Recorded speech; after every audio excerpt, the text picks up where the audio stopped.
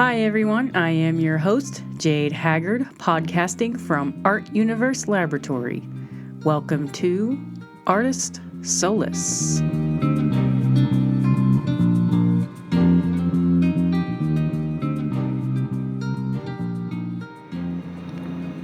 Hello again everyone, thank you for listening. On today's episode, I have the privilege of interviewing a gentleman by the name of Dan Stanley, and we are here recording at the Indianapolis Museum of Art. Dan is a visual artist here in Indianapolis and spends his time here at the IMA working on his drawings. So I am technically in his studio, which is exciting for me. I've been trying to get out and venture into other people's spaces to record this year. To get started, I will discuss how Dan and I, quote unquote, met. We actually met on LinkedIn.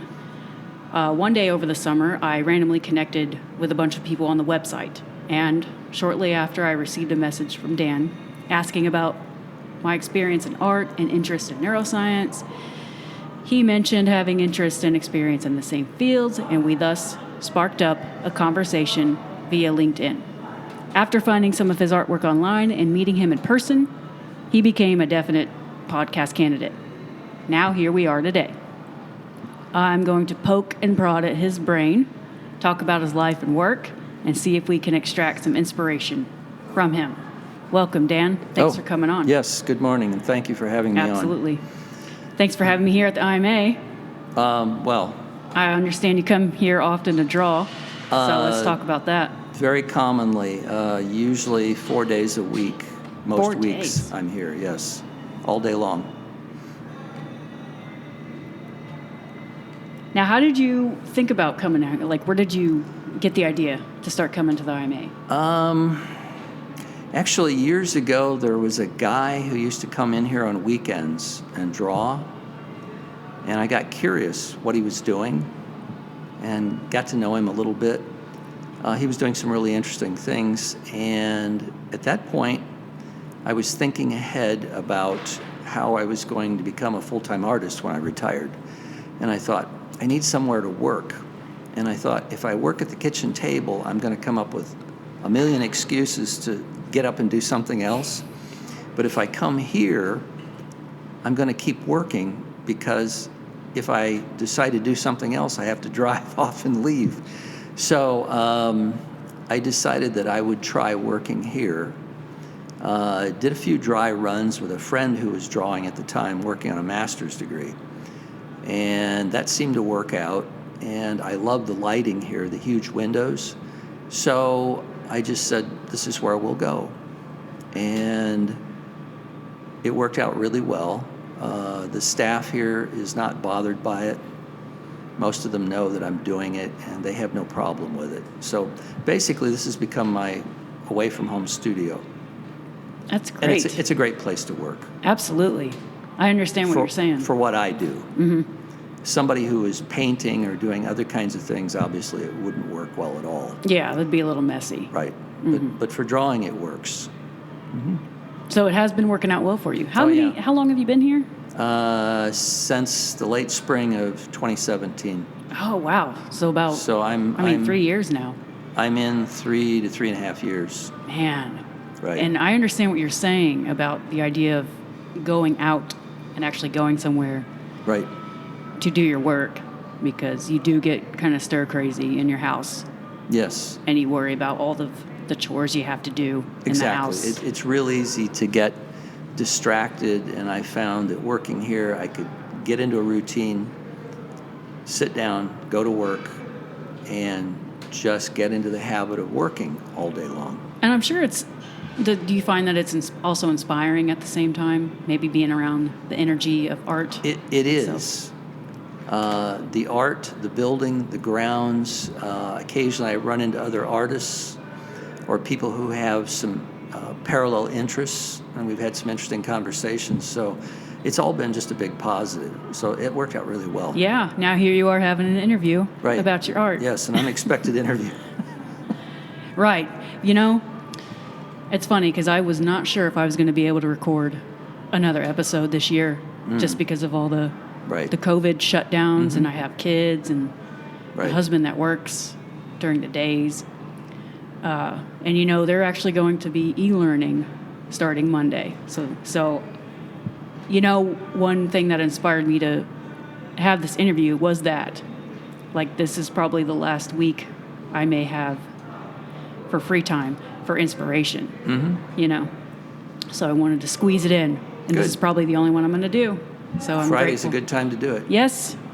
It's a beautiful day out. We Right. lucked out with the weather. So I'm excited. Good.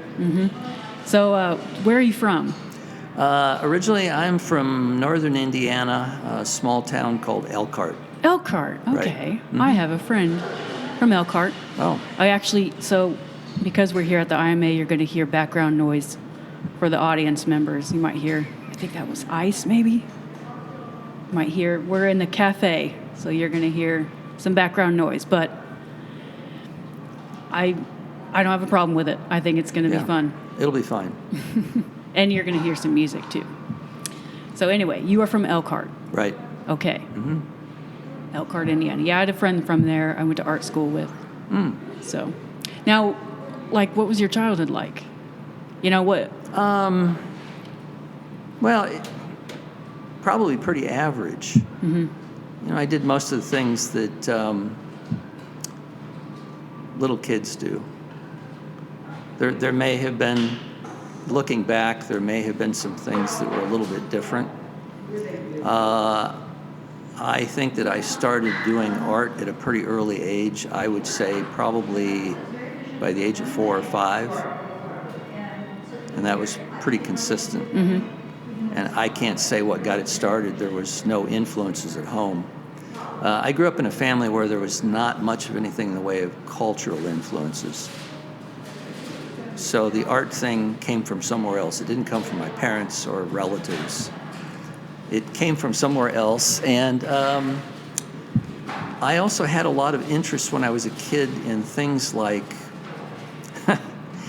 instrumental music, classical music, Broadway show tunes, people like Cole Porter and Irving Berlin, which if you had been present in my home environment, you would have said, that's impossible.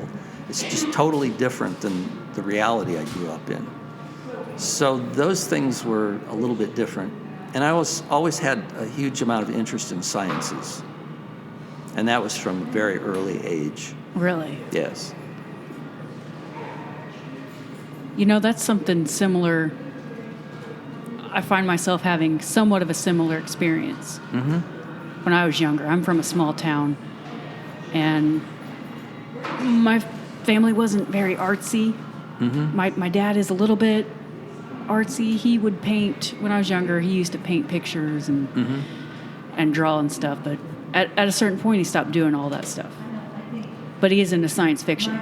Anytime I go home, he's either watching Star Wars or Star Science Trek, fiction was a big and thing he just when I likes was a weird, kid. quirky stuff.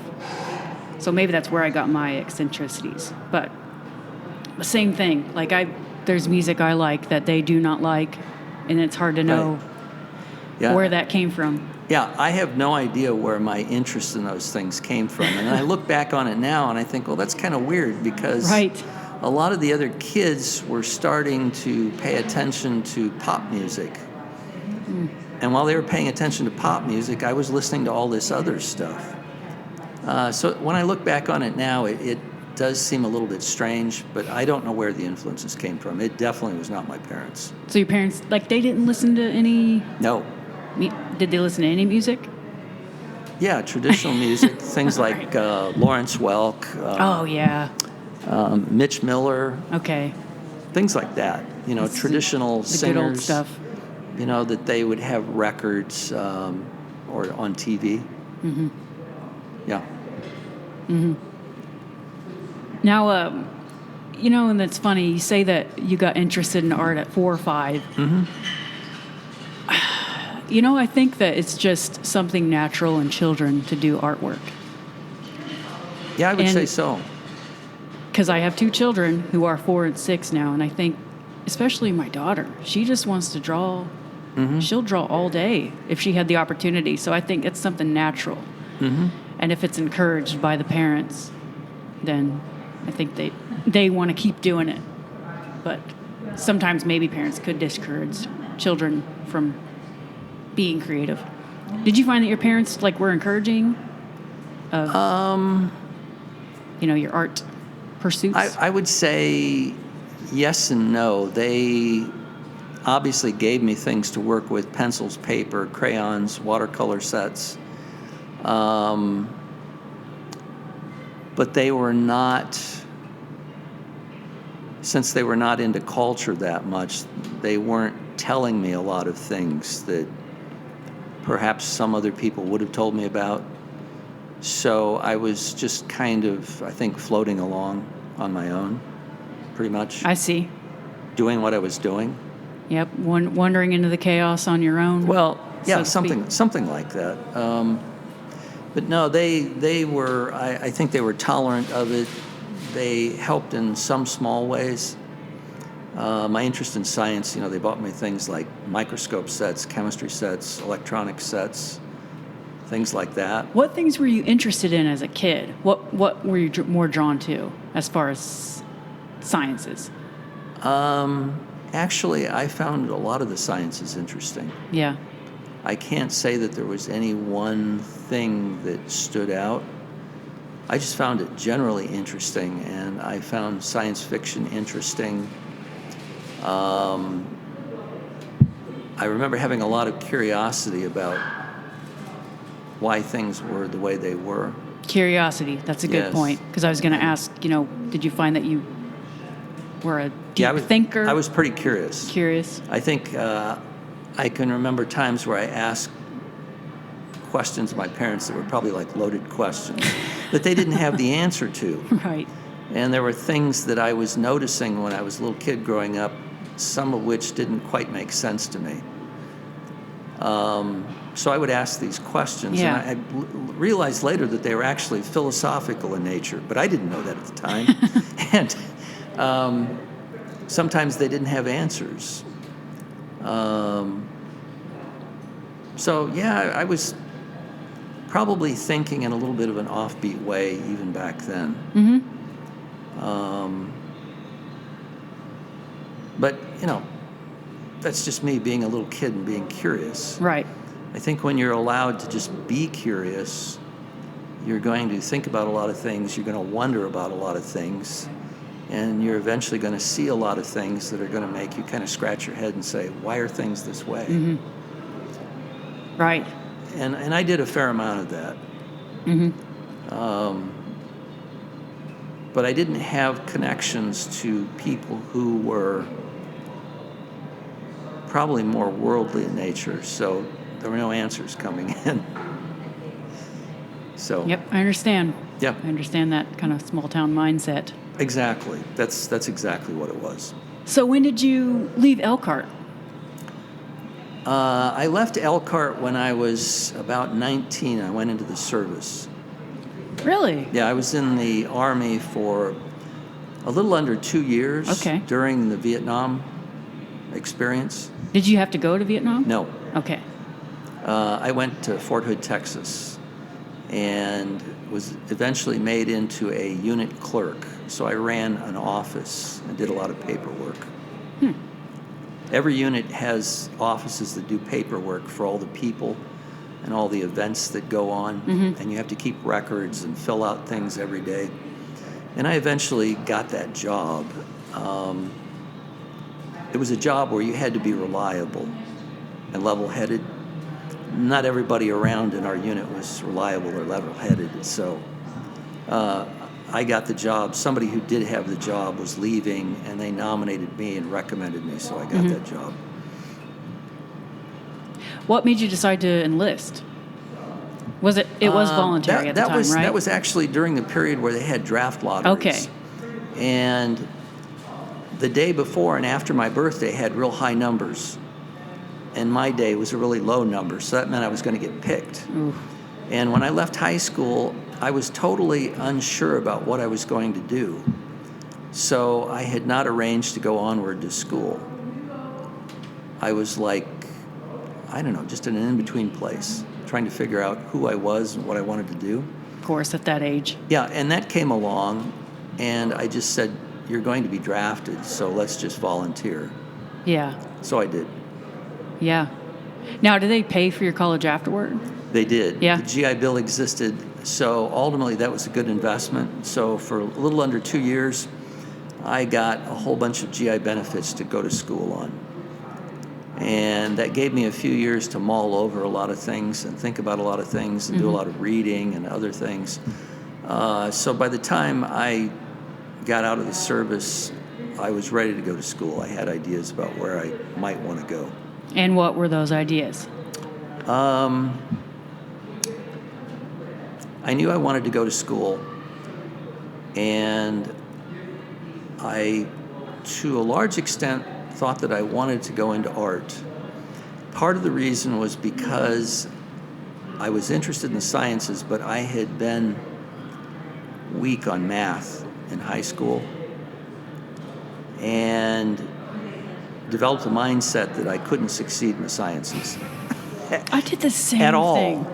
So I thought, well, art is something that you don't have to know how to do algebra and higher math successfully. You know, and there's always this stigma the artists sometimes carry around, that because they're artists, they're not good at math and they can't do it. Right. I think Yeah. that's something I have encountered in my lifetime. Yeah. But And you know, I had discouragement from counselors about taking certain classes in high school because of how I had done with math.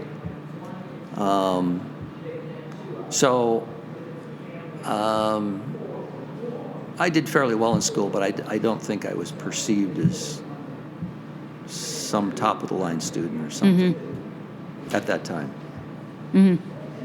so you were thinking about going to art school, Yes. but you're interested in science, but it was the math that. Yeah. I went off in the art direction. I eventually developed a math phobia, which I guess a lot of people have, where the idea of doing math just makes you sweat and your heart starts Exactly. beating faster. Exactly. And I basically eventually got that. And it was like an affliction. So when people said, I don't think you can do this or that, I guess just fell in line behind it. You believed it?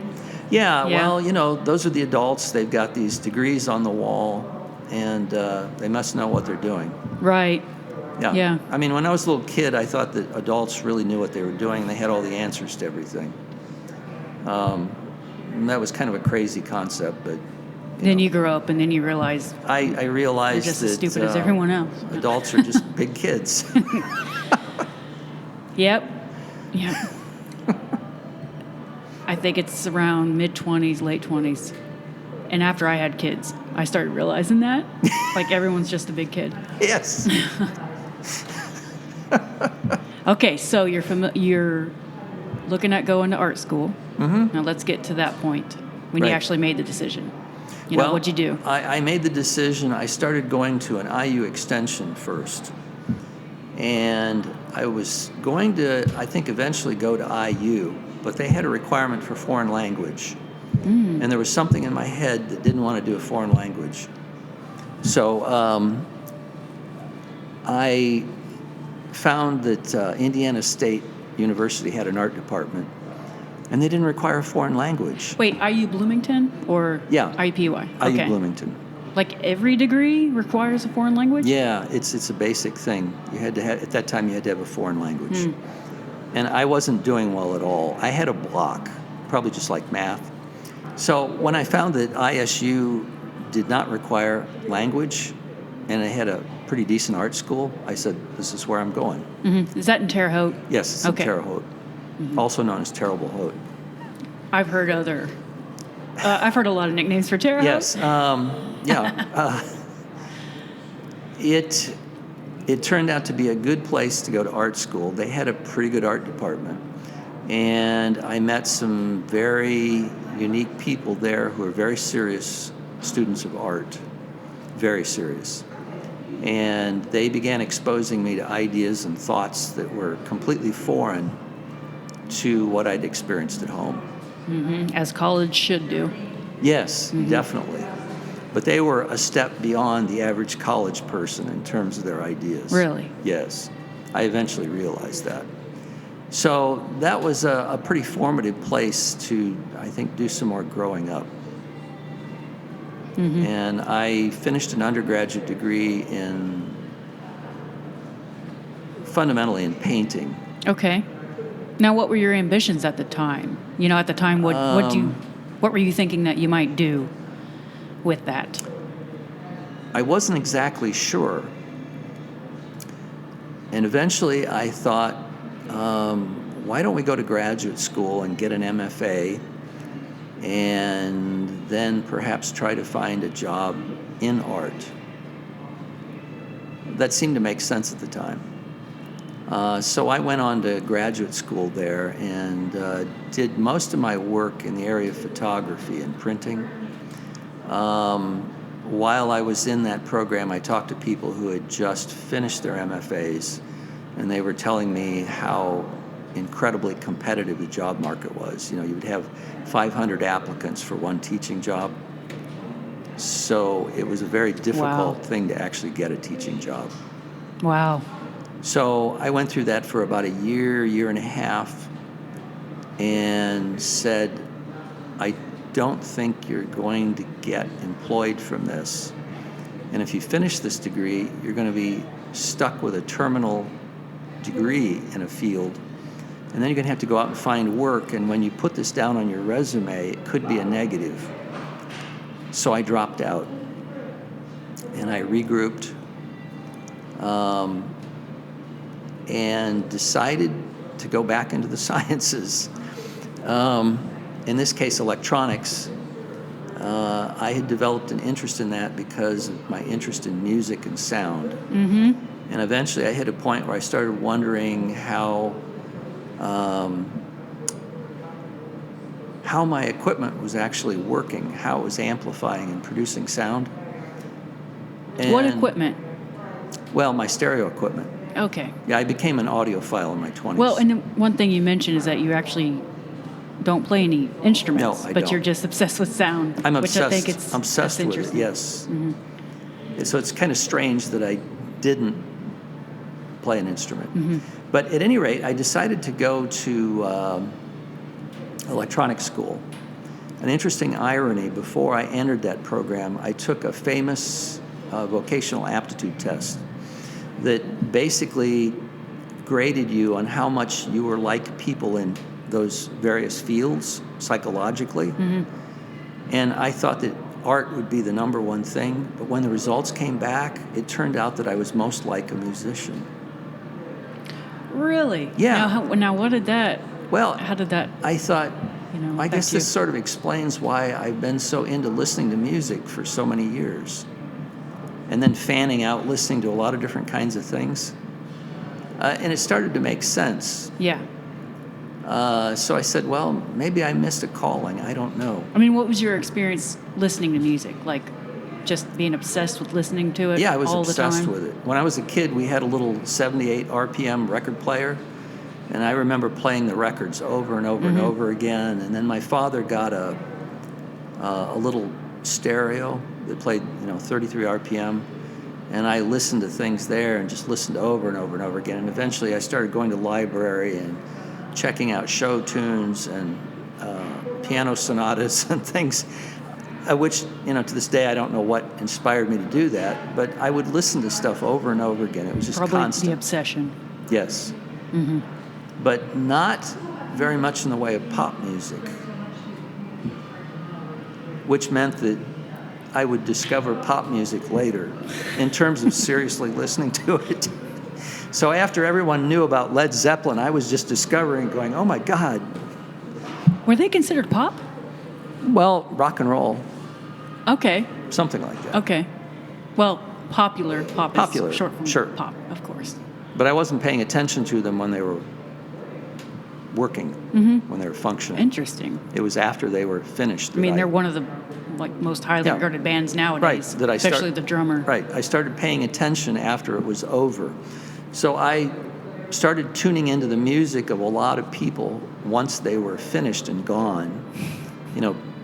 Popular singers, rock and roll groups, jazz performers. I started discovering all that later. But that was great because it was great fun. Okay, so you took a vocational aptitude test. Right. I'm going to write that down because maybe I need to do that. Let me make a note. Look up vocational. I may still have my copy of the results. I may be able to actually get the name of it and share that with you. Was it free? Yeah, it was free. Okay. I can't guarantee it would be free to take it now, but it was free then, and it's pretty famous, and I would say pretty accurate. I would say I need something like that now as I transition. It could into be subjects illuminating. Right. Because I feel like I think I know what kind of mindset I have and what I'm interested in, but I go crazy inside my head just thinking about these things. Sometimes there's so many possibilities. Yeah. Yes. And I found out other things in the test. I'm also a lot like people who are psychologists. So that's something I was interested in too. Artist, psychologist, musician, engineer, etc. Yeah. All right. I'm gonna not very highly rated as far as like selling insurance. No. Those are like the only job offers I get right now. ZipRecruiter. It's like I don't know. I can't do that. Well, if you don't have to, then don't do it. Right. Okay, so you took the aptitude test. And so now what happened from there? Right. Well, I went to electronics school. I was in a 2-year program that went year-round. And I studied 7 days a week, day and night. I was becoming a really serious student. And I went back into the sciences, so that meant that I also had to face math again. But there was a difference. I had started to grow up, and I began to realize that phobias were a trick, and that reality was something that you could bend and change, and I was able to smash through that. In fact, I did it so well that the guy I had for math, I told him once in class that I had a math phobia and was terrible, and he said, "When was that? When you were 3 years old or something?" So I did really well in math when I was in electronics school. What kind of math was it? Well, I can't remember exactly. It's probably the variations of technical math, things related to mild cases of algebra and various other things. Because, whenever I think, I try to look up what kind of math engineers use, because, of course, that's a field I'm interested in now, and I just can't really ever get, like, a solid answer. So I just kind of want to know, like, what kind of math do you actually use on a daily basis, or what? I think it was a broad exposure to various kinds of math that might be useful in doing technical work, but it was not extremely deep, like highly advanced calculus courses or... Okay. Did you have to do any physics? There was a little bit of it, yeah. Not a great deal. Most of it was centered on electronics. One of the interesting things about the degree was it was almost exclusively centered on electronics. So very few hours in the degree were not devoted to electronics. What school did you go to? Actually, I went to Ivy Tech. Okay. And it was a program that was affordable. I had a main instructor who turned out to be one of the better instructors that I've ever had in all the years I went to school. So I was very lucky there. And I came out of that program 2 years later and got a job with one of the state utilities working in a computer group. And that all worked out pretty well in terms of getting good gainful employment. Although it's probably becoming obvious that I'm more of an arts person than I am a institutional type of person. So it took some getting used to. I think being in a non-creative occupation with a lot of people who are probably pretty left-brain. Do you find it to be kind of difficult to be around those that atmosphere? It has always been difficult. Not stimulating enough, really. And Well, you know? either that in some cases, or you encounter people with very different mindsets than a right brain person or a creative artistic type. And a lot of other things that get involved, a lot of overt forms of politics and power struggles that are not part of what I'm interested in, typically. Right. So that just I requires understand. some getting used to. But from the standpoint of the science, that worked pretty well. And I stayed with the utility company for about 3 years. Now, what would you do there? We were in a group that basically maintained what they called their data acquisition and control system. And what happens is if you have a big utility, you have to control all kinds of devices that are remotely located around power plants and switching stations and things of that sort. And they have to monitor all kinds of parameters about the power and the feeds. And so they have a lot of remote computers that are connected by, phone lines, microwave. And so we basically built the computers, we maintained them, installed them, and did various other things. Hence the name data acquisition. Yeah, that makes data sense. acquisition and control system. Now, would you have to do a lot of statistical work? Not so much. That's what the machine did that you built. It was a lot of hands-on electronics work. Okay. We did have a computer floor. We were stationed in a basement of the central facility. And there was a computer floor that had some big computers with the big tapes behind the windows that were going and all that stuff. But it was a lot of hands-on work in terms of building things, testing them, putting them together. Did you like it? I mean, was it challenging? It was interesting, yes.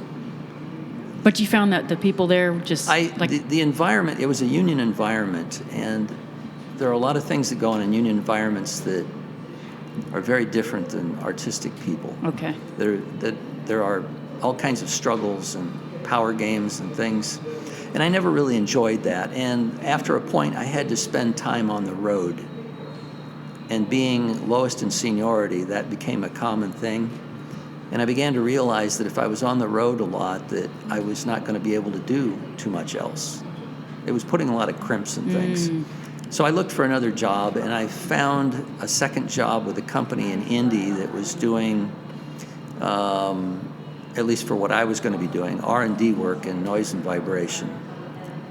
And R&D stands for research and development. Yes. And noise vibration. In noise and vibration, and we had a sound room and a bunch of equipment. How did you find that opportunity? Or how did it find you, or whatever? I think I actually found that through the state employment agency at the time. And I went and interviewed for it. Got the job, and there I stayed for another 33 years. And who was the company again? It's called EAR. What does that stand for? Energy Absorbing Resonance. And I like it because it spells out ear. Yeah, and they had, it had been started by a man who invented an earplug that was very clever. He got it patented, and they built a facility here in Indianapolis and started producing them and branched out into all kinds of materials to control noise and reduce vibration. That sounds like right up your alley, of course. Yeah. How was that experience?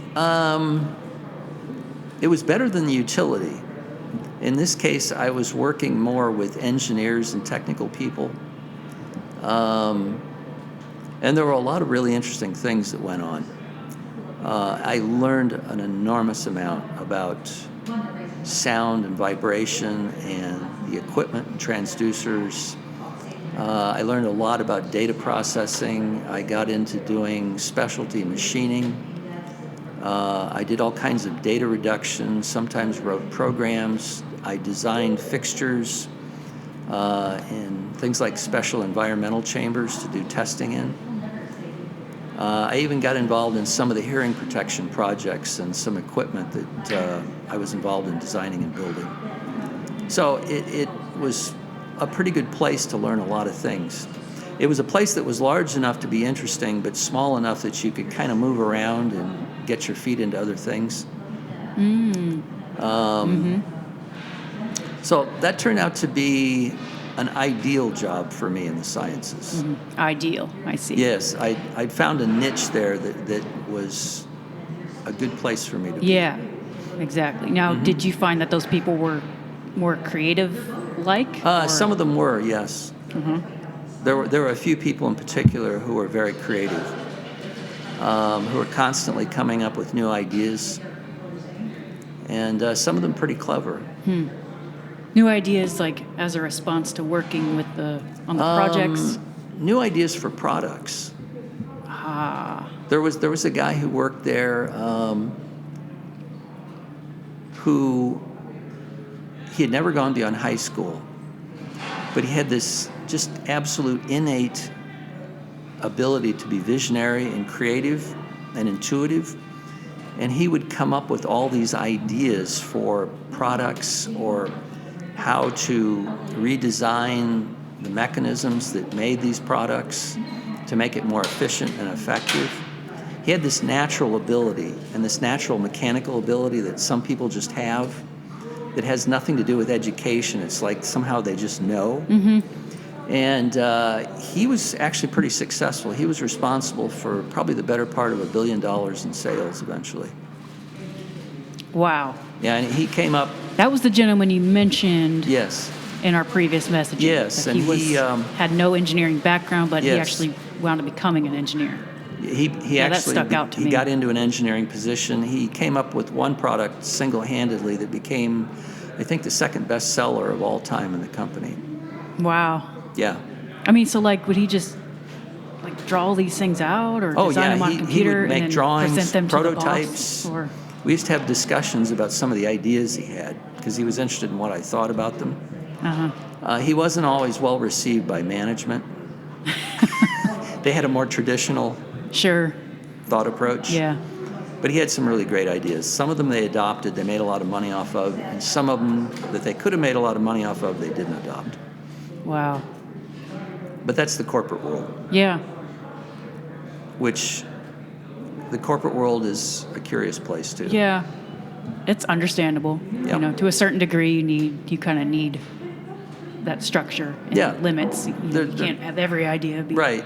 Everything can't be totally free-flowing. But it became obvious that having some people who were free-flowing was an advantage because he was the only person in his area, I think, who was able to come up with a steady stream of creative new ideas. And if you stop coming up with new ideas for products and processes and approaches, the well runs dry. You get stagnant. Right. And a lot of people in engineering are technically very competent, but they're not exactly what I would call creative visionaries. They're closer to what you would call plug and chug. Plug and chug. Well, the theory and the math says this is the way it is, so we'll Yeah. do some calculations and here it is. But that kind of person is not always the sort that envisions new approaches or new ideas that may be off the beaten path. So probably the best engineer is somebody who can combine both of those things. Right. Yeah, have a balance Right. of those things. And there are some people like that, but there are a lot of people who are, I think, very left brain. Maybe even far left. Far left, right. So, okay, so you're with EAR for 33 years, you said? Right, 33 years. And now you are Now retired. I'm retired. So, and you've been retired, what, 3 or 4 years? I've been retired for 4 years. Okay. Actually, I've entered my 5th year. I could have kept working. They told me stay as long as you want. Right. And what I was doing behind the scenes is I was, so to speak, looking at my bank account saying I'm hightailing it as soon as the figures are high enough.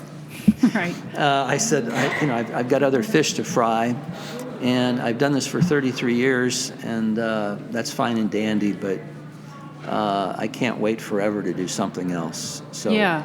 when it's feasible, I'm gone. Yeah. Now, as you're working, you were thinking these things? Like, Yeah. now, when did you start, like, thinking that you wanted to pursue art after? Oh, I thought about you it retired? for 25 years before I retired. Oh, wow. And in fact, started planning about I see. what I was going to do to give myself a good chance for it to work out.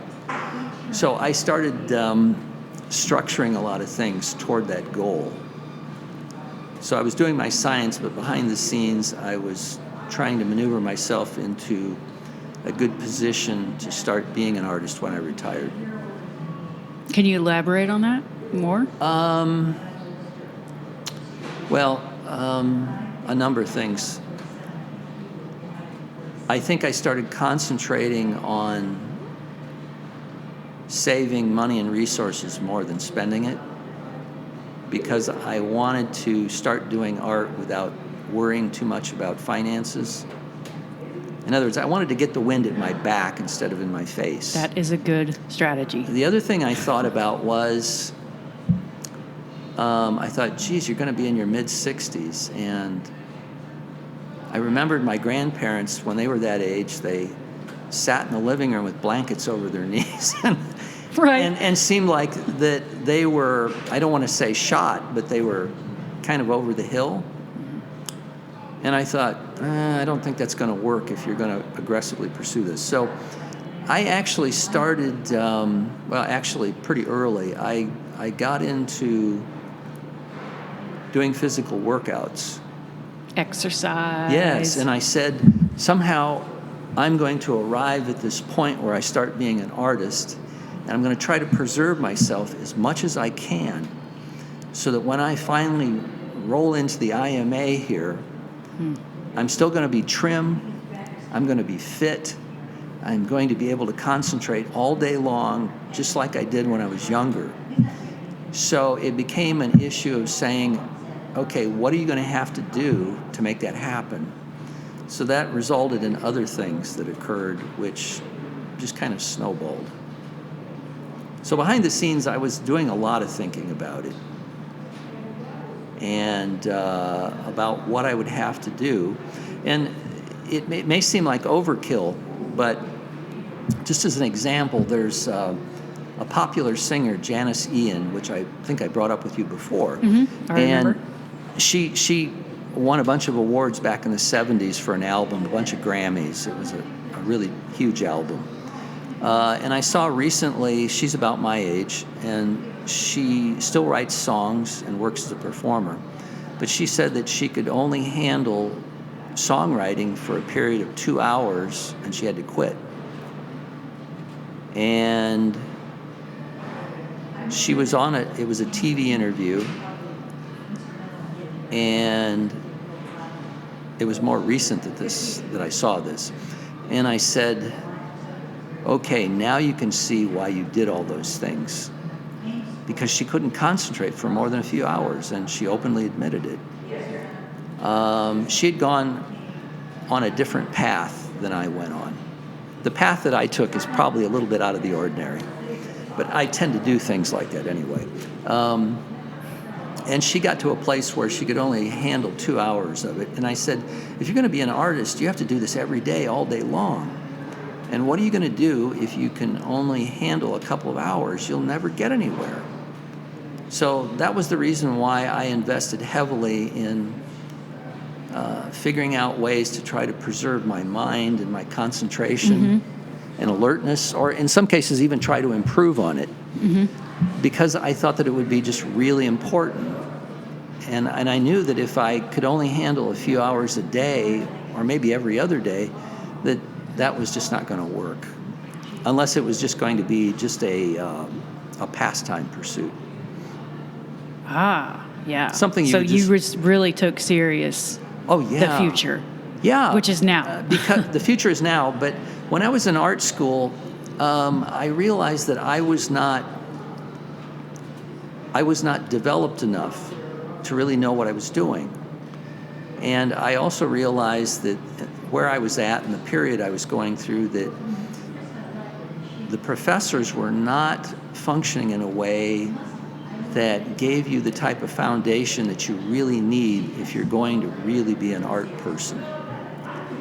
If you're, let's say, a musician and you get a private teacher that's really good, they tell you all kinds of things and nuances that you need to understand and figure out, and things that you need to think about that you may have never thought of. So when you're, let's say, a piano student and you have a really great teacher, they can do all of those things for you. But if you're in a school where you're among many students, a lot of times you're not going to get that kind of intensive input that you need to be really deeper into what you're doing. And that explains why some kids who show music talent, if their parents can afford it, they get them really good teachers very early, because they start to instill ideas and practices and thoughts into their heads that they wouldn't get otherwise, so that by the time they hit the age of 20 or 25, they're pretty well seasoned. In my case, not having that kind of input, I wasn't so well seasoned in art school. So looking back on it, I see it now as something where I was actually just falling through space. So coming back at it later, at an older age, I recognized the fallacies in that and said, you have to compensate. If you really want to try to do something, you have to get real about it, and you've got to start providing all the things that you didn't get somewhere else. And that means you're going to have to start thinking about a lot of different things and probing and pushing at them, so that by the time you arrive at this point now, you have a clearer sense of where you're going and how you might get there. And you'll be thinking about a lot of things that you never thought about in art school or you didn't even know existed. So that is part of the reason why I did that. Mm-hmm. And I wanted to have a good time with it. And to me, to have a good time with it means succeeding to some extent. Mm-hmm. I didn't want it to just be a pastime because I didn't know what else to do with myself in retirement. So you do have ambitions for the future, like with your art? Yeah, for sure. To address that question. Yes. Now, what kind of goals do you have? Well, I've spent the first 3 to 3.5 years working on a series of pieces that have been black and white. And that's what I call my warm-up period. Sort of like working out in the bullpen, throwing pitches. And I'm trying to develop a style, trying to develop my technical abilities substantially beyond where they were at in art school, and to develop my awareness of the nuances of those things. I notice things now that are very minute compared to what I noticed even when I was in graduate art school. Just little things that weren't even showing up at that time.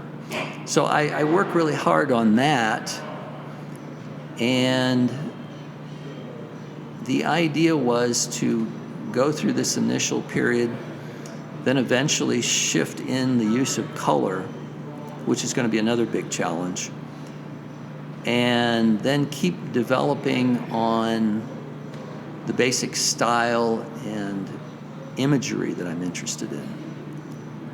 And that's an ongoing process that I hope I can continue with. Oh, geez, I'm hoping at least another 20 years. Mm-hmm. Right. Or if I get really clever, maybe longer. Right. If we start getting robot organs and arms, well, sure, transhumanism. You could live forever. Yeah, something like that. So to some people, what I have done to prepare would seem extremist. But in truth, if you compared it to somebody who began taking serious piano lessons at the age of 3 or 4 and continued all the way on upward, it wouldn't be. Mm-hmm. Those are people that I see as extremists, where they're practicing all day long and they have really serious, highly talented teachers who are individually teaching them. Mm-hmm. But they achieve amazing results, though. Yeah. I mean, Joshua Bell from Bloomington, he's a violinist. That name sounds familiar. Yeah. Well, he's well known in the classical world, and his mother started him on lessons when he was a little kid because she noticed his affinity for music. Well, by the time he hit his early 20s, he was already touring as a solo artist with orchestras and recording. Mm-hmm. So you can see what the involvement brings Right, back. right. Right. Yeah, those people were training since they were 3. Right. So by the time he's in his 20s, he's head and shoulders above most violin players. Yeah. And he's a very mature artist. Mm-hmm. And you compare that to me being in my early 20s in my MFA program, where I had not had that background, and I can see the gap. Yeah, yeah. Yeah, there's a big difference. So it seems like you really took it serious, when you were working at EAR Yes. or whatever, during your career. It was my daydreams very that I serious engaged about it. in while I was working. Yeah. You reach a point where you become so familiar with your work that in many occasions you know what to do, and it gives your head a lot of space to think about other things while you're doing it. Mm-hmm. So I was doing that constantly. There were some times when we had things that were so demanding that you had to totally focus. But for things I was familiar with, I spent a lot of time thinking about what I was going to do later and listening to interviews with people. I would wear a little Walkman and listen to interviews. So I did that for years and years and years. That's important too. Yes. That's something I try to find when I'm listening to an interview. I try to find those Sure. points they make that may or may not help me. Right. People in the arts In and the future. sciences, listening to interviews that I found on the web and other places. I did that for years. Mm-hmm. And I used to say that I was getting paid to listen to my interview shows while I was at work. Yeah, right. So, yeah, I did things like that. That's something important that it makes me wonder, how many people actually really take serious the fact that they're going to get old eventually, and it's like maybe they don't take as serious the things that they're doing in their 20s and 30s. I would say so. I certainly didn't. But I had an epiphany experience that changed that. Oh, really? Yes. Let's elaborate on that. Well, when I was living in Terre Haute, and I had dropped out of my graduate experience, I took a walk down a street near where I lived, and I had a strange experience, as if something had descended on me. And it was like something that was showing me who I was going to be when I was older. Mm-hmm. And I saw this fat old man who was on the verge of having a heart attack. Seriously. Oh, no. And it scared the crap out of me. I was so scared I could feel streams of sweat rolling down under my shirt. Whoa. I'm serious. I don't know what Yeah, I don't caused think we it. talked about that last time. No, we didn't. I don't know what caused it, but it made an enormous impression on me, and I thought, that's not who I want to be. How old were you?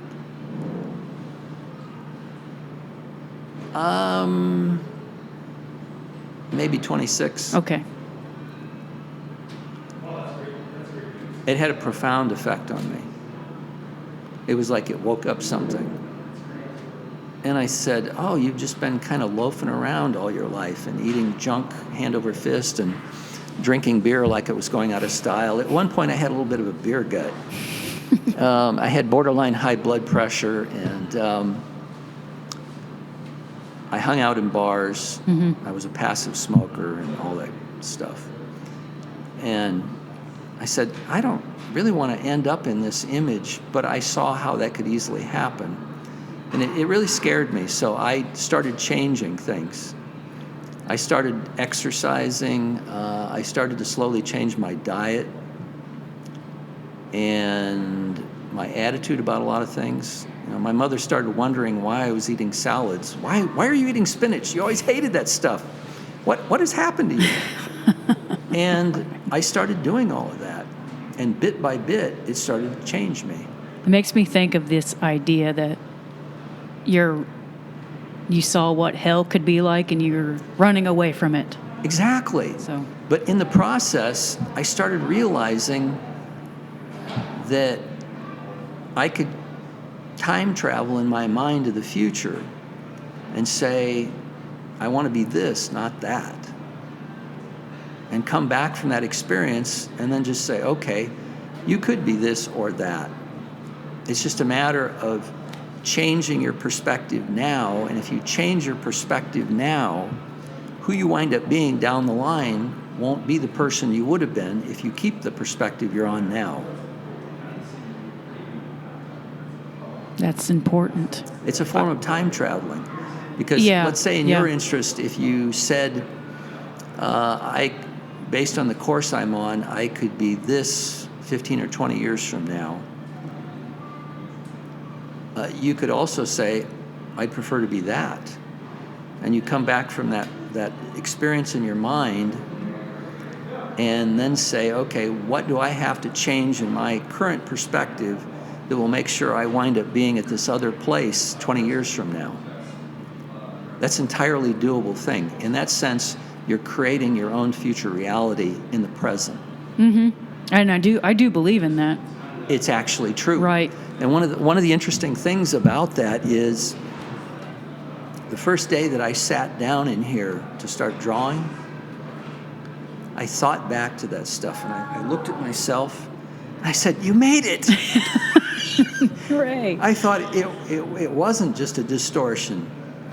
What happened when you took that walk and what you saw and what you started changing, it all snowballed into this. And without that, you probably might not be able to do this. I probably would have had the heart attack. My father had a heart attack. Well, he did. He almost died. And there were other people in my family who did. Mm-hmm. And I was determined not to fall into that. Mm-hmm. So you can rearrange your future and create it in your own mind. And then if you have the power of intent, you can make it happen. Not anything, but a lot of things. Mm-hmm. And that's a good thing to know for everybody. Exactly. Whenever I read about somebody who has pulled themselves up out of a situation and dreamed about what they could be and wound up making it happen, I can identify with that and I can appreciate it. And that they had been able to see themselves in their situation in the present and to see another self down the line, and were able to change their position and perspective in the present to make that happen, and that they obtained what I call a real power of intent to make it happen. And that the power of intent is pretty strong, actually. Mm-hmm. So one of the things that inspires me, one of your questions, who inspires you? In truth, anyone who is able to do that is an inspiration, because it tells me that you can change your existence by having something as simple as a daydream about what you want to be, and then bringing yourself out of that and changing your perspective in the present to make that happen at some point down the line. That's a pretty important thing. Yeah. For all kinds of things. And I found that some people are good at that, and there's other people where that kind of ability doesn't seem to exist at all. Right. For some reason, it's just harder for them to. They're in a stream of the flowing moment, and they react and respond to whatever's happening at the moment. Yeah. As opposed to being able to see the past, present, and future as things that they can pull in and look at and potentially manipulate, hopefully for positive things, and make changes. Yeah. That was something I thought earlier, too, when you have the person that is taking care of themselves and they can see in the future. They can make a point to do things that will benefit them in the future and delay gratification, so to speak, perhaps. Yeah, also. It is of a sort. There are people who cannot do that. Maybe they have the mindset, I'm just living in the moment, I'm That's carefree, blah, blah, blah. It's like, sure, but you're human and you have the ability to see into the future. They exist. Yes. And in the meantime, there are ways you can, gratify. Maybe it's just how their brain is wired. Yeah. You know? Right. But you can have these projections and still have little momentary gratifications. And you Right. you have the adventure of going from point A to point B and seeing it unfold. Actually, like the quest is actually the answer. It's like being on some kind of safari. Yeah.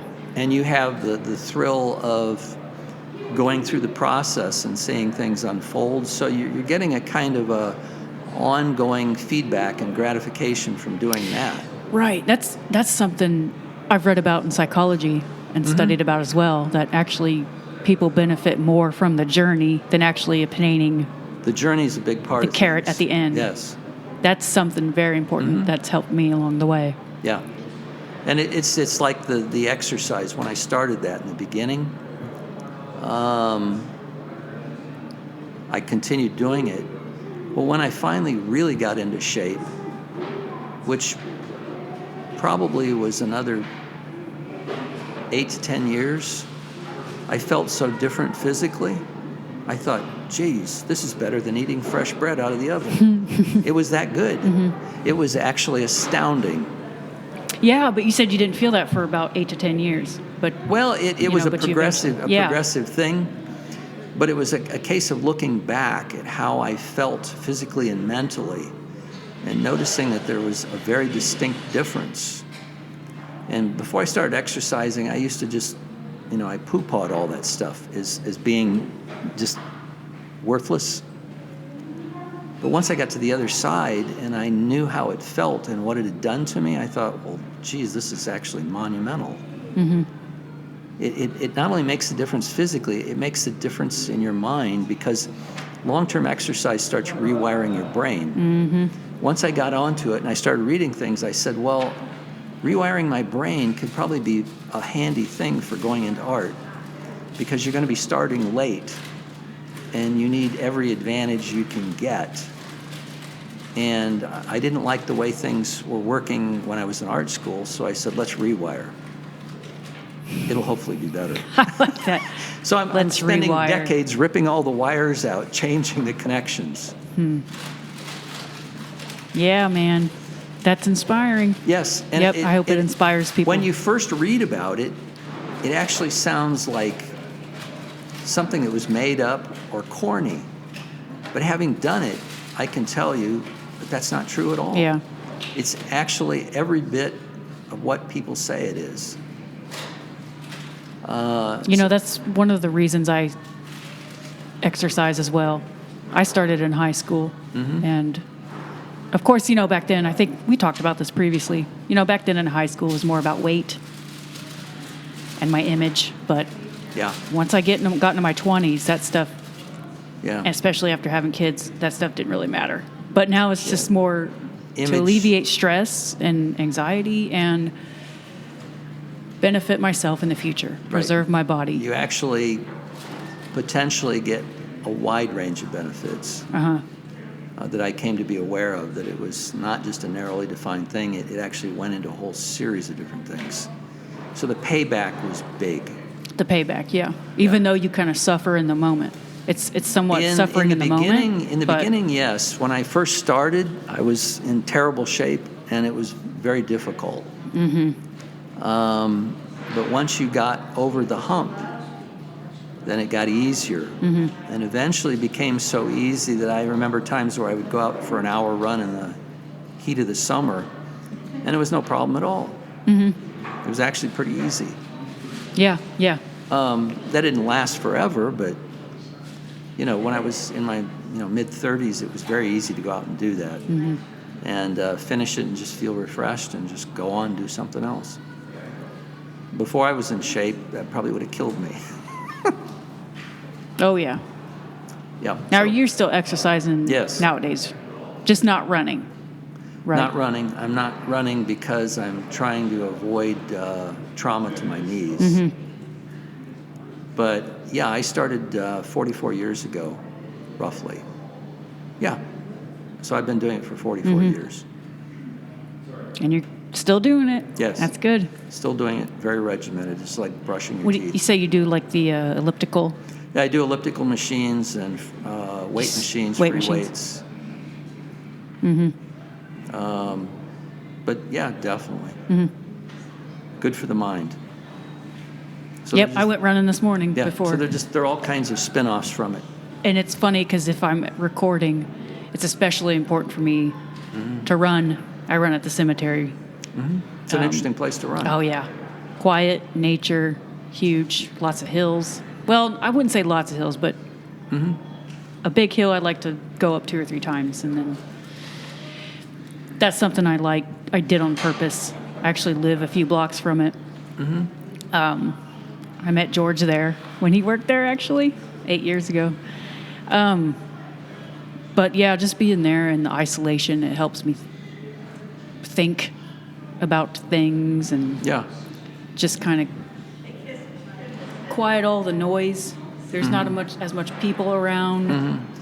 I know some of the workers, so every now and then I'll talk to one of the workers. But for the most part, I really like being there because it helps me kind of clear my mind and think any crazy, ambitious thoughts I have. I'm going to live that. I'm going to think about that, as crazy as it is, temporarily. Well, those are good exercises to go through. To have those kinds of times. But yeah, primarily on days when I'm recording, I have to go run. I have to kind of get out some anxiety because I still get nervous before any interview. You know? Yeah, I was wondering the other night how this would go. But I decided not to think about it. Yeah. I'm probably less nervous than I thought I would be. Well, for me, it's nervous, but it's like an exciting kind of nervous. Because this project has been one of the most gratifying things I've done. I can see Creative-wise. why. You get a chance to sort of pick other people's brains. Yes, it's not just about me. It's about Yeah, and you. I can see you getting a lot back from that. Yeah, I have some close friends that I've had on the show, or because I had them on the show, we became more close friends. So yeah. Now we're going to talk about the work you're doing now. We're going to get into the subject matter because from what I've seen, it's pretty dense subject matter. Yeah, it looks dense and detailed. And these are drawings. These are black and white drawings. They are black and white drawings, but they're also composites in that I create a base image in Photoshop where I will spend maybe a couple of weeks working on that. And then I take it downtown and have it printed on art paper, pretty lightly. So it kind of creates a skeleton. And the reason that I'm doing that is I wanted to find a way to put graphic arts, photography, printing, and drawing all together in a single spot, because those were things I was interested in art school. And when I spent all the time in my other career working and daydreaming about what I'm doing, I spent a lot of time thinking about that, and I did do one prototype image to test it out to see if it was feasible, and it appeared to be. So that's kind of the path I'm on, and I think all 4 of those elements have strengths to bring to the table, and the idea is to try to draw from all of them and put them together to make something that is a little bit different than any of those individual things would be, in that my finished works in black and white look like drawings, but if you look at it long enough, you realize it's not really quite like a regular drawing. There's something different. Yet at the same time, there are parts of it that look sort of mildly photographic, but it's not, or a little bit printed, but it's not, a little bit graphic arts, but it's not. And I like the idea of fusing those things together and taking advantage of those different media approaches. So that was the path that I decided that I would head out on, and that eventually I would shift into color, but not until I became comfortable getting back into the rhythm of doing it and thinking constantly about creative things and images and getting a better facility with the tools that I was using. Whether I learned a great deal about pencils and drawing that I never learned in art school, that nobody even mentioned. And I just discovered them experimenting. And now that I have a better handle on that, now it's time to get involved with color. How do you feel about that? Are you nervous about adding color? Oh yeah, I'm definitely nervous. I'm really nervous. Color is daunting. Color adds a completely different dimension because it's no longer a case of thinking I need to add some tonal value in a spot in the drawing. But now it's a case of not just a tonal value, but a color. And not just any color. I'm getting nervous thinking about it. Well, my heart's racing. And then you think about how you know that you need to put some tonal value in this spot. And when it's in black and white, it's not real difficult to ease into it and have a pretty good sense of where you're going. But once you add color into that equation, you add an additional effect. It's not just a value level in a spot, it's color. So it has a double impact. So once you add something in, it's going to start changing the equation. And you have to be able to think nimble enough to know what that's going to do. And I should also say that since I'm working over lightly printed pigment ink images, I can do almost no erasing, even in the black and white. So every move that I make of any significance, it's permanent. And out of all the drawings I've done so far, I had one that I made a mistake on that killed it. And I'm going to have to do it over again because a spot got messed up. It can't be fixed. Yeah. And it was because of this business of you make a move and you're committed. Whereas on normal high-quality drawing paper, you can erase to a fair degree and get away with it. On this, I can't do it. So there's an additional layer of discipline in that you know that you're stuck with every step you take. Yeah. You've kind of set yourself up to have a limitation. You can't back up very much. You can do little backups, tiny ones, but you can't back up very much. So that means that I have to have a pretty good idea of where I'm going. But when I add color, there's an extra dimension of effect. Plus, colored pencils are not like graphite pencils. They're either wax or oil-based. They don't handle or feel the same. They're probably even less likely to be erased. They create a different surface pattern that's going to require adapting to. And if you put color over color, there's going to be a degree of transparency, and you have to account for what that's going to do in addition.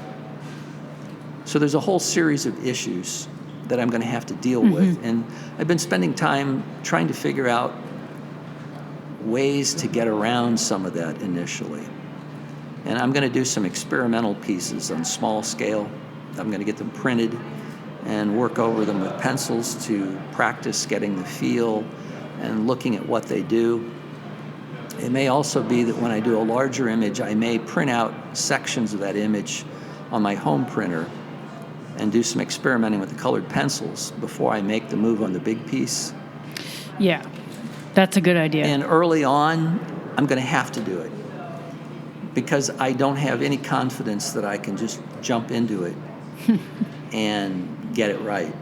I think what I'm likely to do is jump into it and splash all over the place and make a mess. and because of the time investment and even making the print, between the print and the paper, you're going to spend at least $50.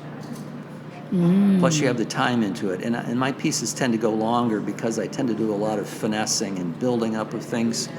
So there's a time investment. So I don't feel like I can afford to do a kamikaze run because it'll probably just crash.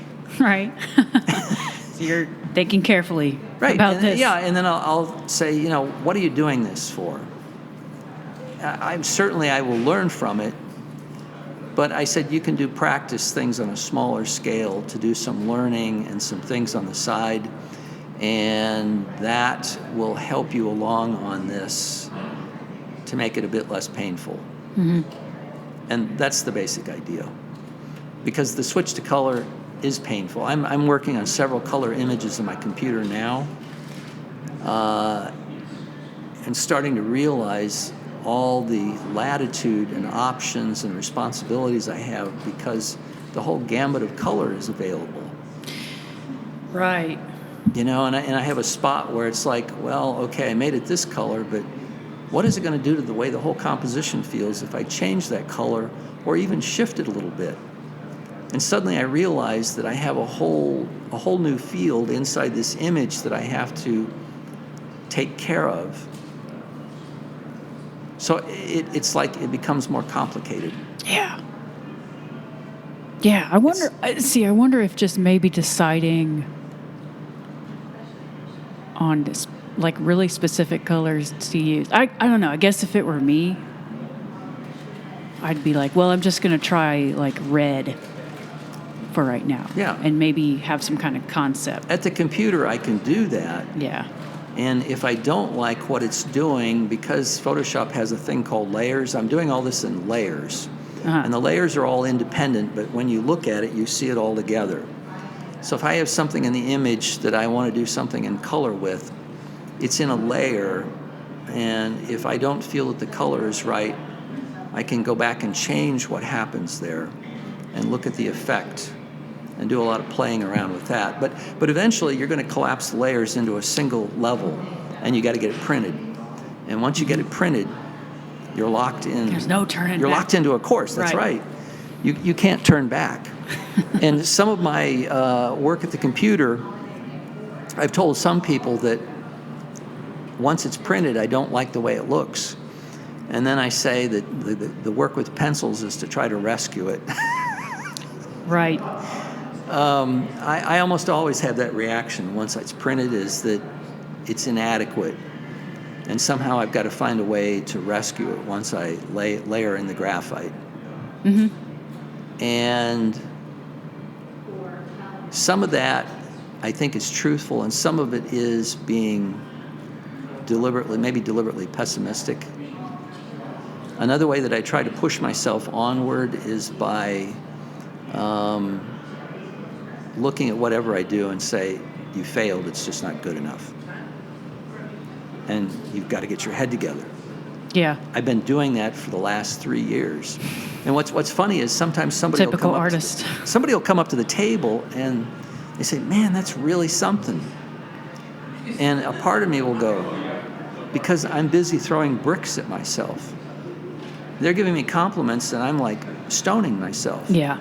You're like, what? And I thought, I wonder what they'd think if they could get inside me and see what I'm doing over what they're reacting another way to. And I find that common with anybody who is real serious about their art. Mm-hmm. They are usually obsessive, very meticulous, and usually hard on themselves. Yeah. Regardless of what it is. You know, maybe every now and then something, I guess from my experience, there's been like one or two things that I'm really proud of. Yeah. That Well, I wouldn't do anything different, but for the most part, even recording these podcasts, anytime I listen to one, I'm always like, there's a mistake there. Why did I say that? I know, blah, blah, blah. You know, just like you say, throwing bricks at yourself. Yeah. But everyone else is usually like, they're great. Well, yeah, I listen Excellent to them and they interviews. sound terrific to me. It's the same thing for me. I'm like, I don't know. Okay. They actually sounded impressive. That's why I asked you if you'd ever thought about going on the radio. And no, that's not something I thought would be an option, really. You know, 88.7, where the arts and science thing broadcasts, might be a possibility. I will consider to that. think about. Because I'd really, if I could do this and at least generate some kind of income in the future, that would be gratifying for me. But I think that a few pieces that I've done I thought were okay, One of them I thought came fairly close to capturing the essence of what I was out to do, and the rest fell short to varying degrees. In some cases, I would finish one and think, you must have been in a haze when you did this. But no one else can tell Exactly. when they look at it. Exactly. But I know that it didn't get into an envelope to create a sense or a feel that I was looking for. And one in particular I did at the end of I don't know, a year or two ago. I thought, man, you must have really gone to sleep. I mean, technically I carried it out really well, but it just wasn't hitting the spot. And I thought, well, you need to think about that. So I think it pays to stay hungry. One thing I don't want to do is become complacent and ever say, oh, this is just turning out really well, and let's just coast. I don't want to do that. As hard as you are on yourself and as annoying as it can be, you don't want to get to that point. No. Where you're like, this is great. Everything's fine. You're less no likely. Challenges. Because you need to challenge yourself. Yeah, you're less likely to grow. Right. And part of switching to color and the colored pencils and all the differences that it brings is forcing myself into a painful situation. It would be so easy to just say, no, I'm going to stay with black and white. I've got this down now. I can keep trying to improve my compositions, but I know how to carry it out when I sit down to draw, and I won't get into these problems. But I want to force myself into it. Yeah. You got to keep yourself on the edge. It'll transform your genes, too. Well, exactly. Yeah. For the better or the worse. I don't know which. Let's rewire. That's what. But yeah, there's a need to do that and to keep pushing the envelope, not just in composition, but in some of your tools and practices. Yeah. It's good advice. And initially, there will be issues, I'm sure. After another 2, 3, 4 years, it'll get better. But I'll do everything I can to make it as better immediately as I can, to the extent that it'll work out. Do you have any desire to exhibit in shows? Is that something that you'd want to do? I have been in some shows. The last 2 years, I've had 8 different showings that I've been in. Did you like them? Do you like exhibiting your work?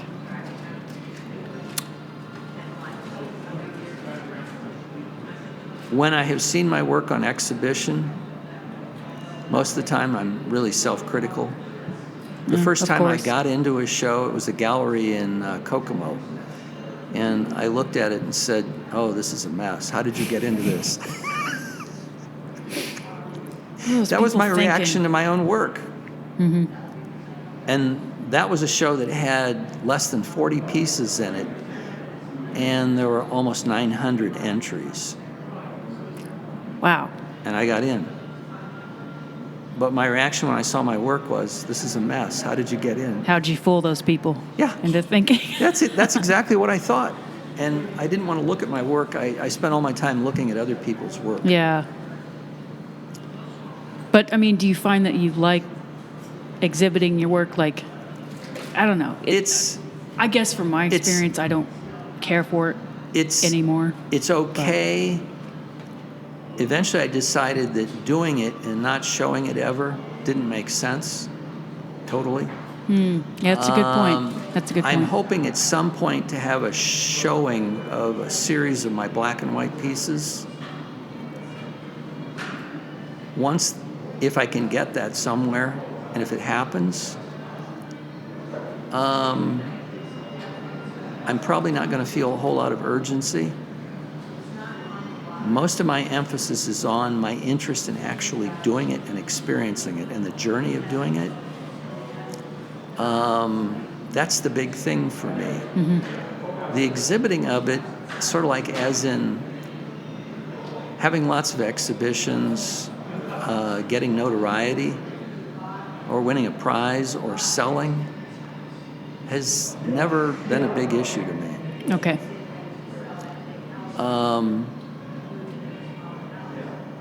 I've always thought in terms of what I wanted to do and trying to do the best I could with it. Almost, at least in part, it's almost like I'm trying to make up for what didn't work when I was an art student. And what I now see is squandering a talent that was natural, because I grew up in an environment that didn't fuel it very strongly, and not being awake enough to push it. So I wanted to have the experience of being able to do that at some point. And if I do that and just, make a 100% effort, that in and of itself will be satisfying for me. Getting into shows is okay. If I sold a few pieces, that would be okay too. But you're mostly just concerned with not wasting your talent, so to speak. It's something that you... Not wasting the talent, doing it, progressing, developing it, experiencing the journey. That's the big thing for me. And working from that angle, it gives me a freedom. Like when I was listening to one of your other interviews, where this person... Thank you for listening to them also. I appreciate that. ...was actively trying to achieve notoriety for obvious reasons, and trying to make a living off of it, and selling X number of work per year. And I thought about that, and I thought about the factors that get involved when you have those kinds of issues. And there are things that are going to change a little bit when you have those kinds of issues on your plate. And the way I'm working, none of those issues are entering into it. So I can lavish all the time and effort on a single piece that I want to, and work it over any way I want to. If it happens to take 3 months to do, that's okay. But if I was trying to make a living, there's no way I could make a living doing that. And there's no one who would pay the money that I would need to some unknown person. So that means that I would have to change the kind of work that I was doing, and I would have to be able to turn out a lot of pieces and jump through a whole series of different hoops to make a living off of it. So one of the luxuries in the way I'm doing it here is I don't have any of those issues. I can create the kind of images I want to, and if nobody likes it, that's okay. If they don't identify with it, that's okay. The only thing that matters is to keep doing it and progressing. And if I start doing things that I think are pretty decent, then that's a success for me, even if no one else likes it or would buy it. And some people who've seen my work seem to like it, and then there are other people who think that I've got a problem. Somebody told me that once. I could see both ends. Yeah, they look at my art, and I think that was someone who had very traditional ideas of what imagery was. Right. Trees, barns, hills, landscapes, portraits, still life. And you've seen some of my things. And yes. You know sort of what I'm doing, and it's in a completely different place. And someone like that is potentially going to think that something is wrong. And they're almost uncomfortable with the they're uncomfortable. Quote unquote abstract imagery. I don't want to throw that term around too lightly, but it's abstract in a sense. Non-conventional. In another sense, there are things that are sort of recognizable. Which is actually the next question I wanted to get into before we wrap things up here is the actual images you use. You know, I'm interested in why you're interested in those images, and where did that inspiration come from? Where it comes from are probably two things, one more than the other. One thing would be I could draw barns and apply my approach to doing that, but that's been done 1,000,001 times. And there's a certain excitement and adventure in just trying to find your own imagery, as opposed to doing something that is visually available and you're basically rendering it or interpreting it. So I like the idea of working from my own imagination and expanding from some thought or feeling I have about some particular thing. That's one part of it. The other part of it is I'm attracted to ideas and concepts that are probably a little bit closer to the edges of normal reality, things that you would call paranormal, psychic, leading edge, mystical, mysterious, etherical. That makes sense now hearing you explain what it actually is. If you've read about Einstein, yeah. he has at times said that mystery is one of the great romances in life. And to peer into it and have thoughts about it and experience it, things of that sort. Yep. So I'm attracted to those kinds of things because they're going in directions that are looking for something that will give you a better explanation about what's going on. One of the pieces that I did that I haven't shown you that was in a show was about transhumanism. And I was fascinated by that idea, the emergence of humans and computers, machines, sensors, and biomechanics, and thinking about humanity as an ascending species that evolves, and that our evolution looks like it could begin to touch onto things like that. And so I did this piece that is sort of about that, and there's this central image of a person who looks like they may be transhuman. They have things about their arms and legs that look semi-mechanical, as if perhaps they've been modified. I think I sent you that image on Facebook. I was just thinking you may have sent me that image via Messenger. So, yeah. I'll tell you what I'm going to do. I'm going to, since I have an email now, I'm going to send you that image in a better file that you can blow up on your computer and look at more closely. But yeah, that image is about human ascension and transhumanism, and the movement from a rooted place toward a place that's sort of rising up into other things.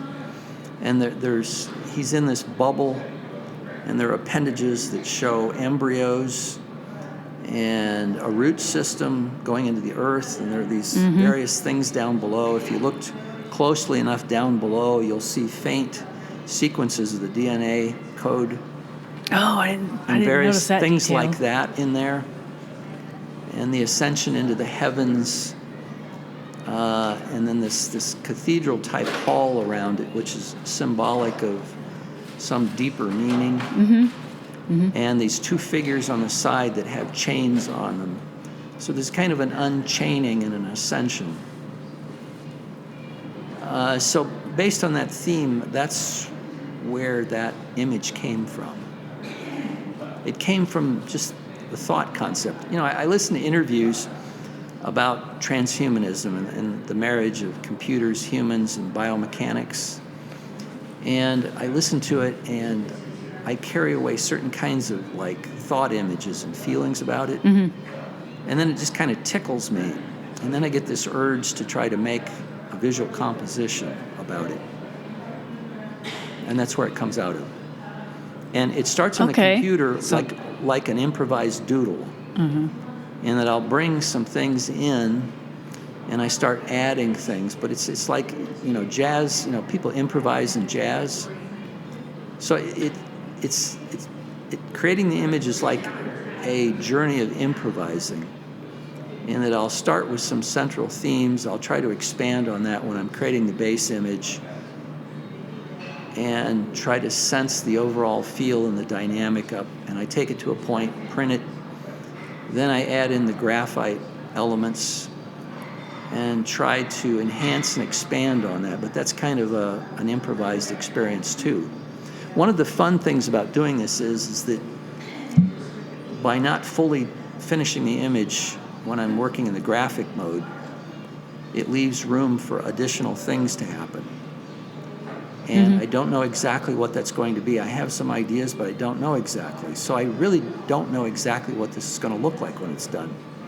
So I have an adventure while I'm sitting here working on it Yeah. with pencils, finding out where it's going to go. And when it works right, it tends to talk back to me and give me hints and ideas about where it needs to go. And I listen to that. So when I have really good sessions, it becomes a two-way dialogue. And it starts to tell me what it needs. And when things work well, the communication goes well. When it doesn't work quite so well, it's like the image I finished and said, what happened here? Right. I wasn't paying attention. Sometimes a conversation, you're just not connecting. Yeah, I wasn't You know? I wasn't connecting. I was getting off on a different tangent at that time.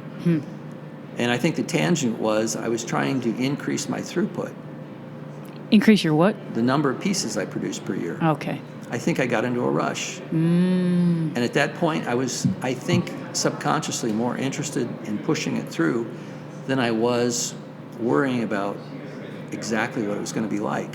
And that was something I learned. I said, don't do that. And because I don't have to make a living from it or sell it, I don't have to worry about how many pieces I produce. Yeah. You have Or- a little bit more freedom. Convincing people to give me a show and then building up a clientele. Or selling yourself. Like, you want to buy my Yeah, work? Oh. that's true. And there's an advantage to that, but at the same time, I fully understand why people do it and why, in a lot of cases, they have to do it. Or at least until they become successful enough at it, in some cases, that they can slow down and do what they want because they've acquired enough income from it that they have that latitude. And, that happens to some people that gain a lot of notoriety and Yeah. their work sells for a lot of money and they get more comfortable financially and they can start to do what they want to do. So Which these is nice. things you just mentioned earlier about getting inspired from Right. some kind of conversation about transhumanism, Yeah, in that case, and it was those things biomechanics, sparked your inspiration.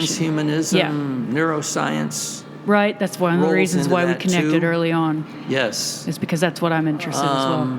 And there are a whole series of leading edge topics that exist that are, I think, on the fringes of traditional thought and approach. And those are the areas that interest me, and I want my images to come out of things like that or other related things. One of the color pieces I'm working on now is kind of a homage expression about when I was younger and I used to look at the night sky and the stars. I had a couple little telescopes when I was a kid. And the way I felt about that, the mystical sense. So I'm trying to create a composition that reflects some of that, that I've been doing some preliminary work on. That's the one you're working on currently. Yes, I kind of got ahead of myself. I wasn't going to start to color until after I'd done these experiments. And then one day I just said, what the hell? And it's like sneaking off to take a smoke or something. That's funny. Seriously. And I think, well, I'm just going to do this real quick. you've got a couple of black and white images that you want to do and finish up. It's like, no, let's go play with this color thing. So I've been doing that lately, but I will get back on the path. Sometimes you do have to just, Sure. tap into some of your vices every now and then, so Exactly. to speak. You got to play a little bit. That's true. Yeah, so that piece has probably become a vice that's pulled my attention away from some other things a little bit. But it's got a ways to go because it's the first color composition, and I'm doing a lot of playing around. Oh, something I wanted to ask you about. We're going to get off kind of on a different subject now. You say you still tinker around with electronics? Yes. Now, I'd like to elaborate on that. Well, now, what do you find that you do nowadays? Well, I told you a bit earlier that I had become an audiophile in my 20s. Yes. People who are obsessed with stereo equipment. Well, Okay. and the quality I'm of the just sound they obsessed produce. with music, Yeah. so I understand. Well, after I got an electronics degree, eventually I said, you could tinker with this stuff. You could modify it, improve it, or even make something from scratch. So I did things like that to keep my hands in electronics. So I modify things. I've modified, amplifiers, preamps, CD players, phono preamps, turntables, tuners, tape decks, speakers. What does that leave? But no electronic instruments? Instruments Have you ever tinkered with electronic? Like, I have an electronic drum kit. Oh, And synthesizers and things. Yeah. No, Yeah. I have not done anything technically. But with it's that. just more like you said, like stereo equipment, In this CD case, players. it's audio equipment, either modifying it or designing pieces and building them. And it was a goal of reaching a more lifelike sound portrayal. It's like listening to music for me is like music is a window. And I used to have listening sessions where late at night, I would turn all the lights out and sit in darkness and listen. And it's like music is a window. And I jump through the window and I try to feel whatever the performer or composer was feeling. And if you get intensely, and this is getting back to the musician thing, if you get intensely into that, you go into this other place and you experience almost to the extent where some people say they see the music, which of course is impossible. But you almost feel that. And the better your audio equipment is, the more realistic its portrayal is, and it makes the window more transparent. And it's easier to jump through into what you're experiencing. And that's the idea behind it. Okay, so you're inspired to work on it still because you're trying to... Somewhat less now, because art has taken Well, over. sure. And I'm trying to actually put it out of the way Really? permanently. It's like an addiction. But I'm trying. Yes, it is, unfortunately. A guy at a shop once, I went in to look around and we were talking, and he said, once you get this addiction, it's there forever. He said that to you? But I'm pushing it out of the way and mostly replacing it with doing art because... You find it gets in the way of your concentration? Less and less now. Less and less? Yeah, I've been doing that on the side for 40 years. So it's going into the background.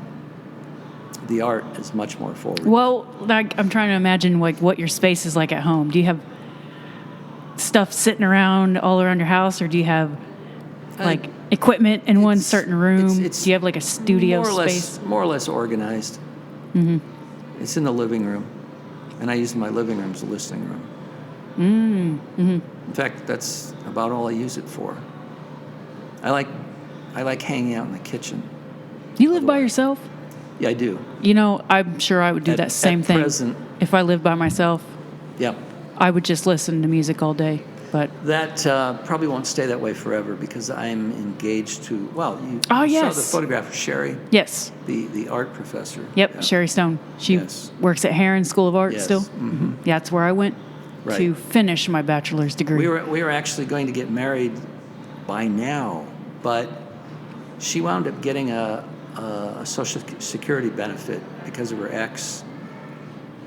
Oh, yeah, man. It's too much. If she married me, that benefit would go away. Oh, yeah. So it's too much to lose, so we're waiting. Yeah. We're in a holding pattern. Yeah, and if it doesn't, would you think you'd be disappointed if it never happened? If the marriage never happened? Yeah. Maybe we're getting a little into deep conversation. But I think it will. Yeah. Hey, I've been with George for 8 years now, and we're not married. I refer to him as my husband just for the sake of small talk and not having to commitments are not pieces of paper. That's what I thought when I first got into that relationship. A piece of paper can be broken, as you well know, and I know. And lots of people have broken them. I used to kind of imagine marriage being a reward system. Like if you're together for so long, maybe for some people it's just better to wait. But Well, yeah, that whole subject gets into a lot of issues between traditional thinking Well, and true. thinking at the edges of reality. But yeah, I don't want to get. the commitments that people make are on a plane that has nothing to do with material world. Mm-hmm. It's not a piece of paper, and it's definitely not a piece of Mm-hmm. jewelry. Now, is Sherry an active artist? She's a foundations instructor. Yeah, What? she does do some art, but she's so busy with teaching and all the things involved in it that she doesn't have a lot of time to do that. Uh-huh. Hopefully she will when she retires. I think she's probably going to retire. Yeah, I remember my professors saying something along the lines of that. Like once the semester, the academic year, I guess, is on, it's the academic year, and there's no time for anything external. They do teaching, they do service things, and they're expected to produce art and to exhibit it.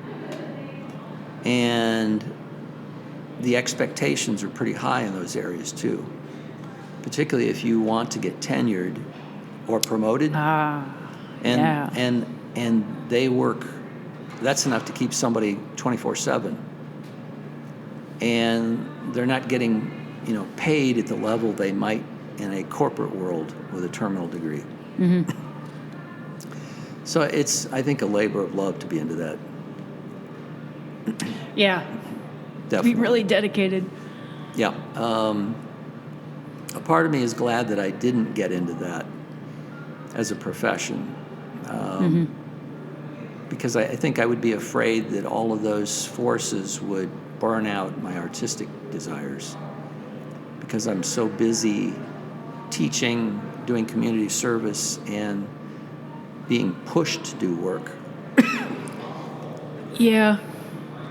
To a certain degree, I think it's good to be pushed every now and then. Yes. But you've mentioned being burnout, and Yeah. it just made me think about how I think I got burnout after I graduated. It took me, like 8 or 9 years just to obtain a bachelor's degree because I took breaks here and there, got a couple other degrees. Once I graduated in 2013, I remember going up to my studio and just sitting there. I had no desire to work on my drawings. Yep. I had commission work I could make money from, but I was pregnant at the time, and I just Yep.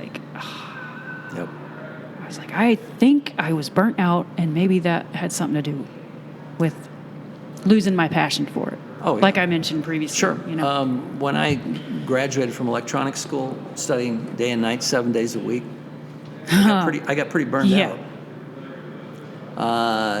I got so deep into that I remember taking a test one day, and the answers seemed to be out of reach, and I did something that astounded me. In my mind, I opened up this book and flipped through the pages and went down and looked at the diagram. I said, oh, that's the answer. You found it in your visual memory? Yes, and wrote it in my test page, and I said, what is that saying about you? Visual memory. That you've gone way overboard. If you forget the answer to a test, but you can go into your head and find it visually and see everything. I think that's a plus. It's a plus, but it told me how far off the edge I was going. So, I was like, I had a burnout after that. I see. Yep. Yep. So, at any rate, was there anything else? I think this wraps it up. Who inspired me? Yeah.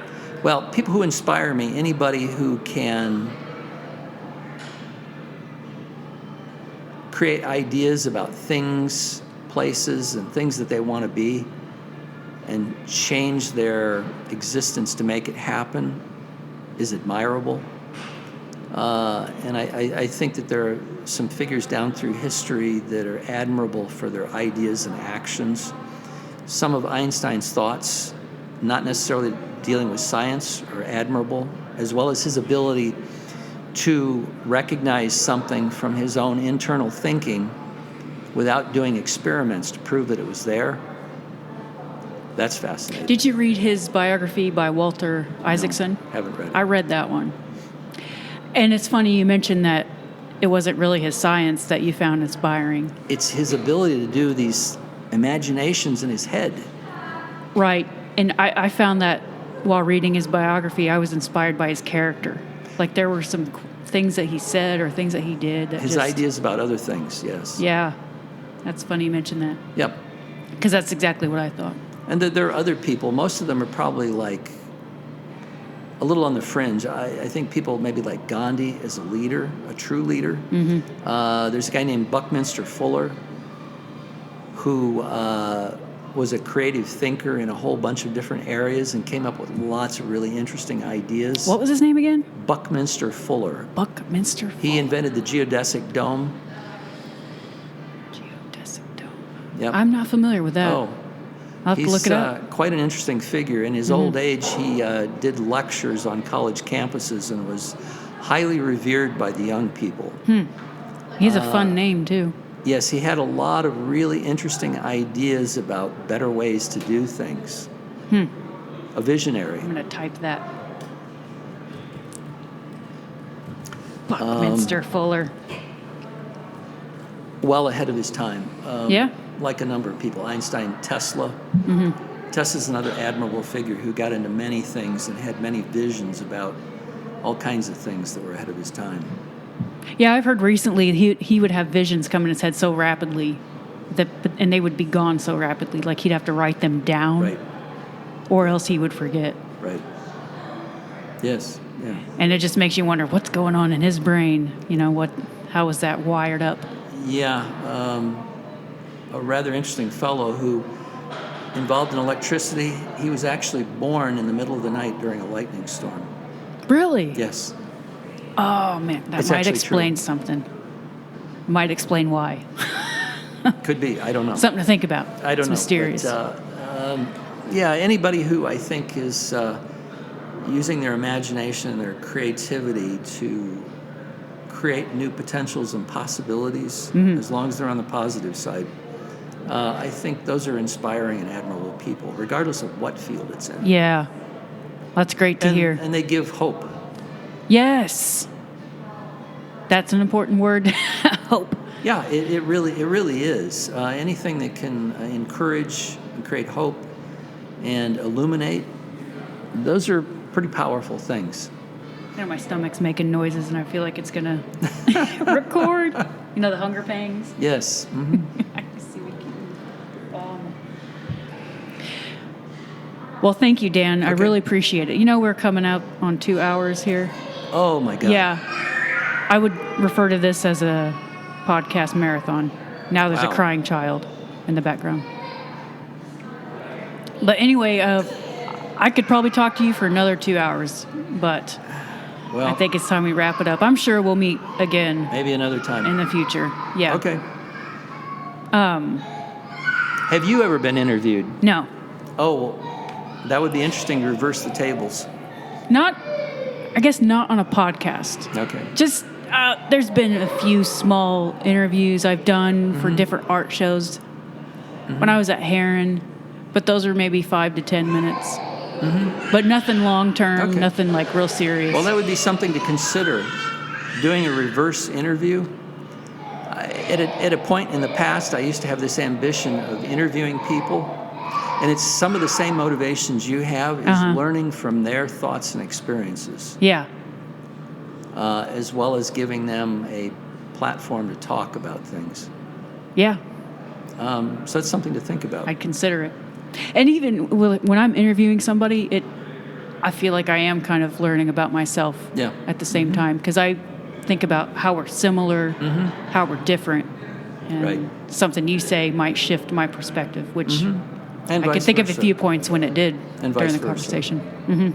Yeah. Do you have a website? I don't. No? Do you think you'll have maybe, one in the maybe future? at some point, but Okay. not at present. I'm so caught up between doing art and doing the domestic chores I have Yeah. to do that hasn't happened. Okay. Maybe then I could maybe get some images of your work and maybe post them on the podcast page. Sure. So I can, Yeah. listeners can look Okay. and see what That's I'm fine. talking about. I'd love for them to see your work. Okay. Because it's cool. Okay. It's interesting and high quality. Okay. So, Thank you. yeah, I appreciate you being on the podcast and All right. showing interest. Once again, you might be the only one I do for the rest of the year. Yeah. So, congratulations. Thank you. Congratulations to me, too. I was glad to be here at the IMA today. It was Good. inspiring. It's been great. All right. Thank you, Dan. All right. Thanks again for listening, and I hope you join us on the next episode of Artist Solace. You can find Artist Solace on the web at www.artistsolacepodcast.com, where you'll have access to all previously recorded episodes. You can also find and like us on Facebook at the Artist Solace podcast page, where you'll have access to photos and videos of the artists. You can pretty much find us on any streaming service online. Good luck with your search. See you again soon. Bye-bye.